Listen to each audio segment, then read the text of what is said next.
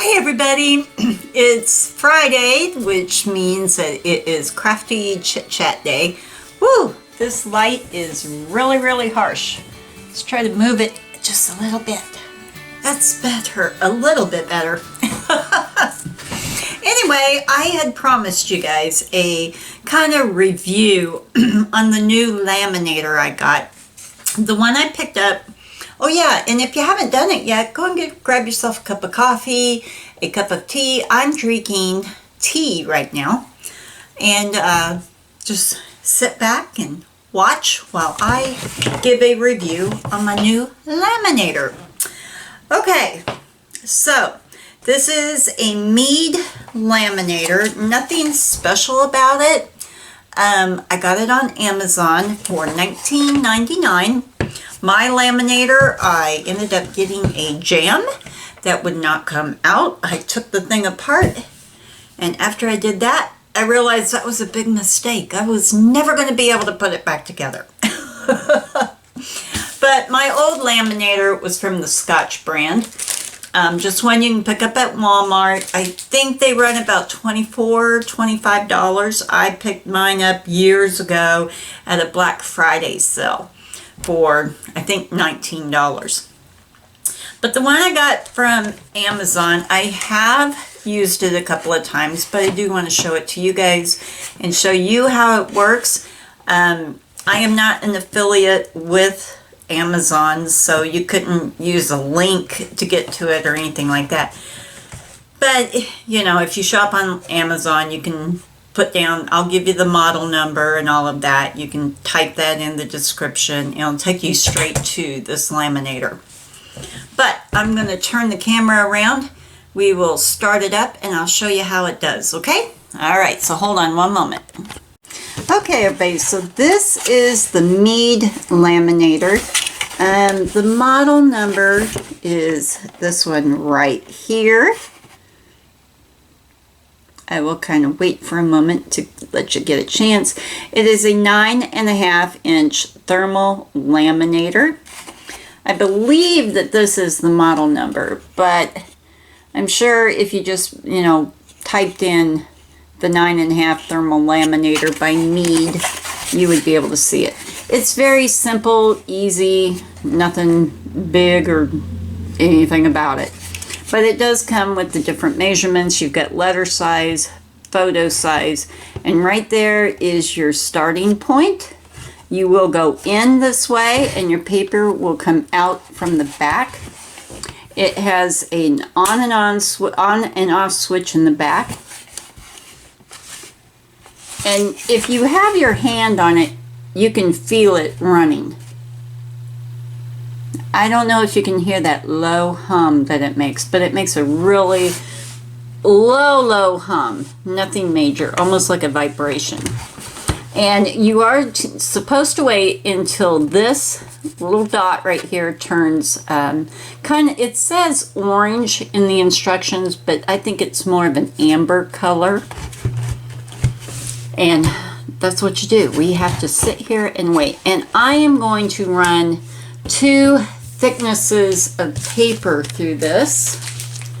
What happened to the other one I had? Oh, there it is. I have a cardstock paper with some glitter on the top of it. It's not real thick. And then I just have a piece of notebook paper. Now, I've noticed on this one, the opening is not very wide. So if you put something like a sticker or something that you want laminated on there, I'm losing my words, everybody. If you put something on your paper and want to laminate that, you may not be able to get it to fit through. The only reason why I'm saying that is because this opening, this slit right here that you send it through, is not very thick. So my suggestion is, if you have stickers or whatever that you want to use to embellish your paper, do it on the outside if you can at all. Now my old laminator, the one from Scotch that I got at Walmart, it did allow for some thicker laminating to be done. And that is probably how I got myself in trouble, and it got all hung up in there because I was running some puffy stickers. And yeah, it didn't like it very much. But I had done it in the past as far as I could remember. But I guess it just didn't work. Now when I ordered this, they gave me 5 sheets of the Mead laminating paper. I don't think it really matters what kind you use as long as it's laminating paper. So I am, with this thicker, the cardstock paper I'm running through, I'm going to use the thermal laminating pouches from Scotch, and we'll kind of do a comparison. Now I have used this before, but I have only used it with the Mead paper that they gave me. Oh look, it looks like we are amber now. So let's go ahead and run this through. Now you don't want to run your opened pages through first. You want to run the closed edge through the laminator first.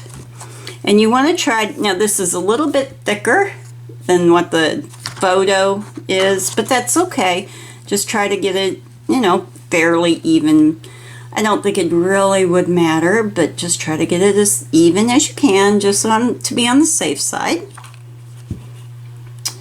And there it goes. It's kind of warm to the touch on the top. On the bottom now, the bottom of it really gets warm.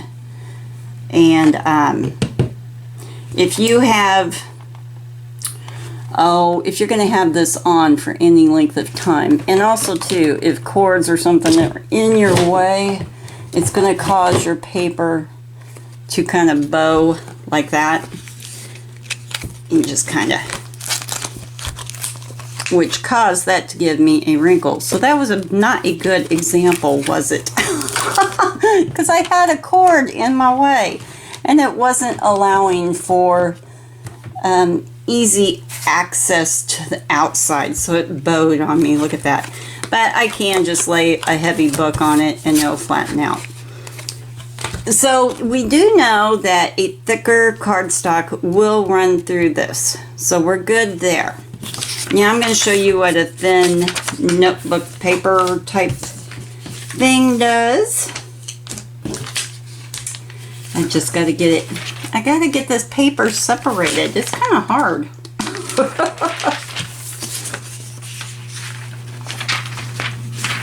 Now you will see on the Mead, let me see if I can open that back up for you. The Mead samples, they treat you like you've never ran a laminator before, because I don't know if you can see it or not. Probably not. Let me, right here. Can you see it? No. Right there you can. Right there. They treat you like you've never ran one before. So they have an arrow pointing the direction that you are to run this piece of paper through the laminator, which is the closed edge, not the opened. So now you see how much that is pretty wide, but we are going to run it through. Hopefully I don't have anything blocking the back. Blocking the back will cause you to get a bow. Plus this may have bowed also because it's a little bit thicker. It's also a thicker laminating paper because this is primarily made for photos where you want that thick, stiff. But we do know it will work. It's doing great. And yes, I did ruin this piece of laminating paper, but that's okay. I have tons more. And yet you do need an access, because even this will bow. I've got a cord right here that didn't want to go under. Let's see how it got caught kind of and it didn't want to run through. And also too, the words that told you about the mead is all gone. It does kind of have a warp to it if it's a very long thing, but like I said, if you don't have access, oh my word, I am having a tough time here. If you don't have easy access at the back for it to kind of flow, it's going to do that to you. So I'll tell you what, why don't we try one with where it's just open here, okay? So let me get a couple more sheets of paper and a couple more sheets of laminating paper.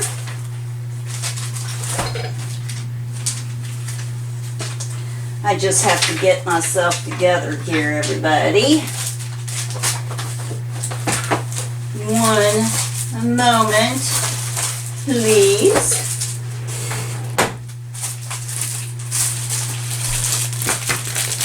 All right. I just grabbed this thinner piece right here. And I want to show you, because if this back is not obstructed, it does great. And that was total user error on my part. I think this might be too long. Yes, it's going to be a little bit too long, so we're just going to fold it in half.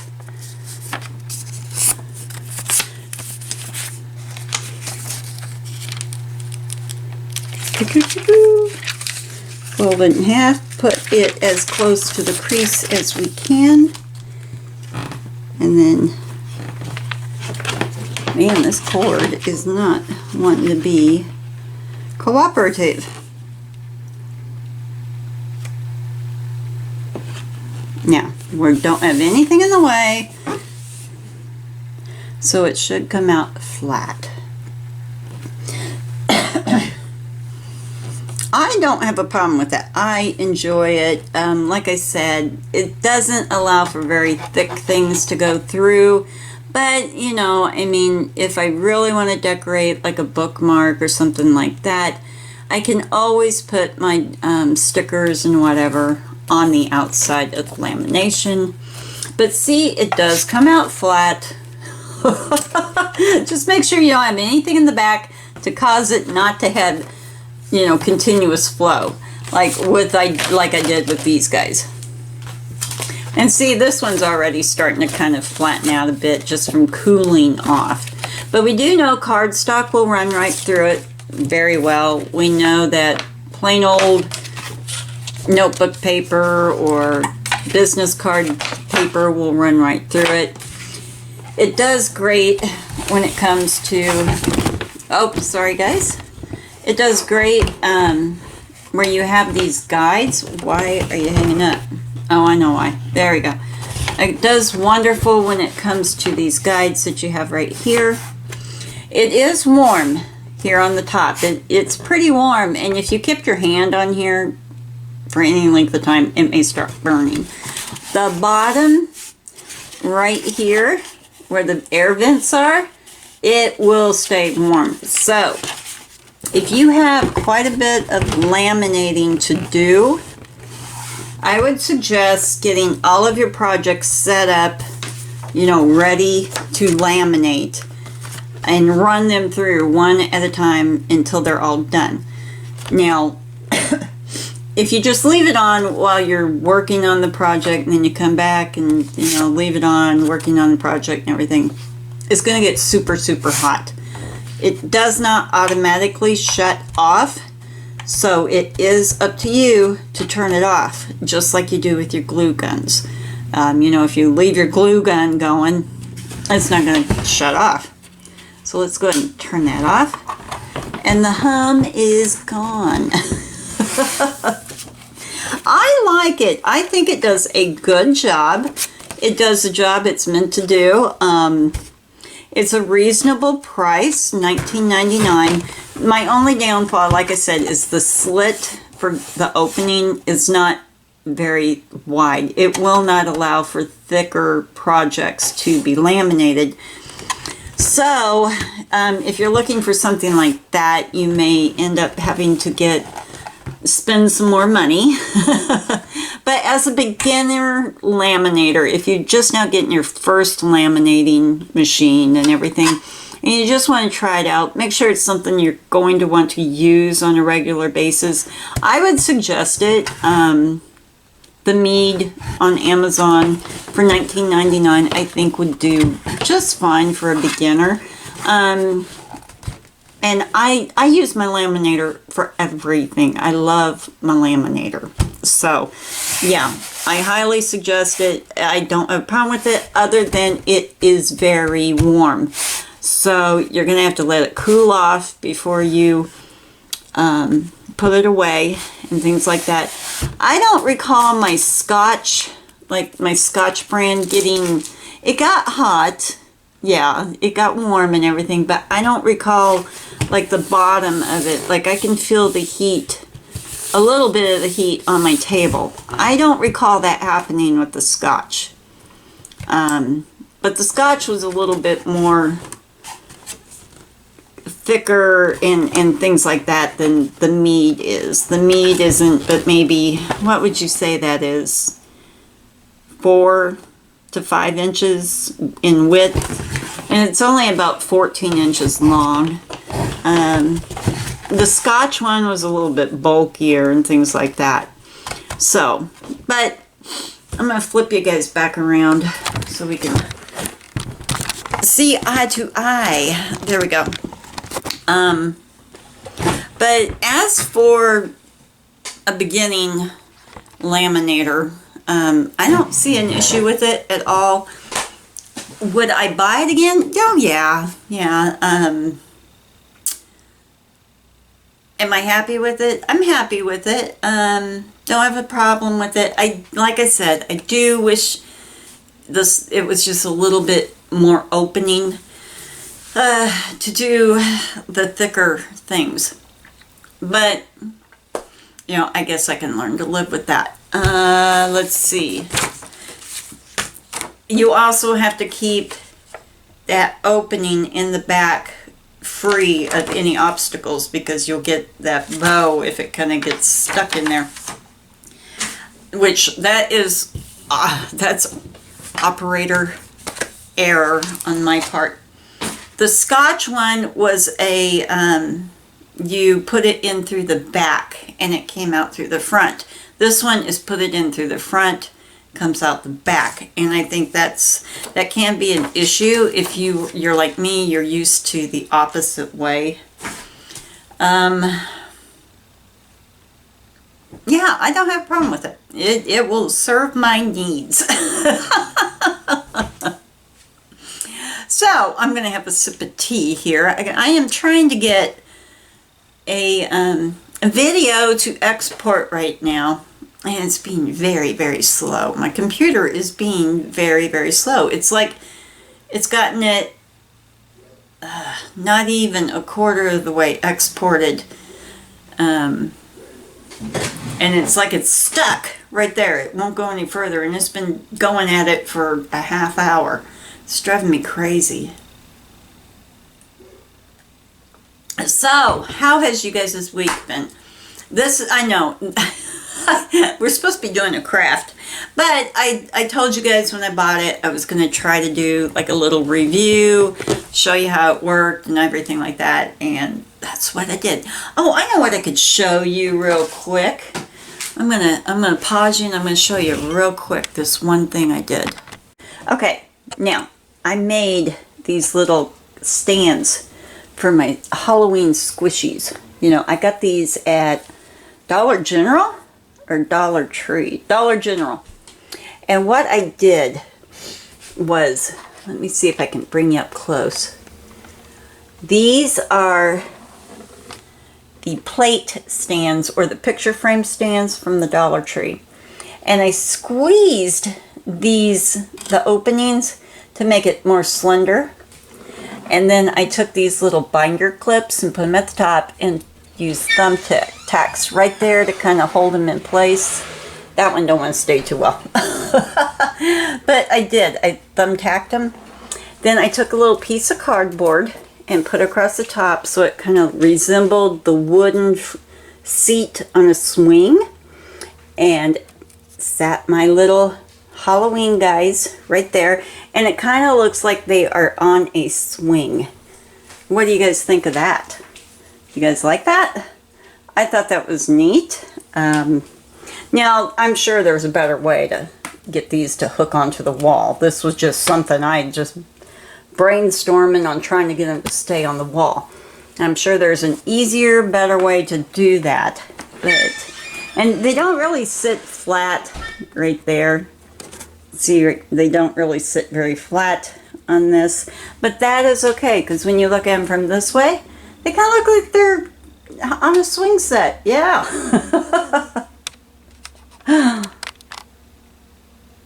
Yeah, they kind of look like they're on like a little swing set there. Oh, what did you guys think of that idea? Yeah, that was kind of, you know, spur of the moment crafty thing. I can't find any more of those hexagon shelves. You know, the ones right there with all my other squishies on there. I can't find any more. I've tried finding them. I think I might try making like a shadow box with some picture frames I have left over from my grandkids when I redid their 5x7 picture frames, made them into 8x10s, you know, the pictures. I might try kind of like a shadow box type thing to put some more on. I'll have to see. But that is it, everybody. I gotta get out here and figure out why this is not exporting. And my daughter just walked in, so I'd like to say hello to her and find out how she did at school today. So, don't forget to subscribe, everybody, and give a thumbs up and leave me a comment. You know, I love to hear from each and every one of you. And remember, let me know if you checked out the Mead laminator or what kind of laminator you guys use. I'll talk to you guys later. Bye!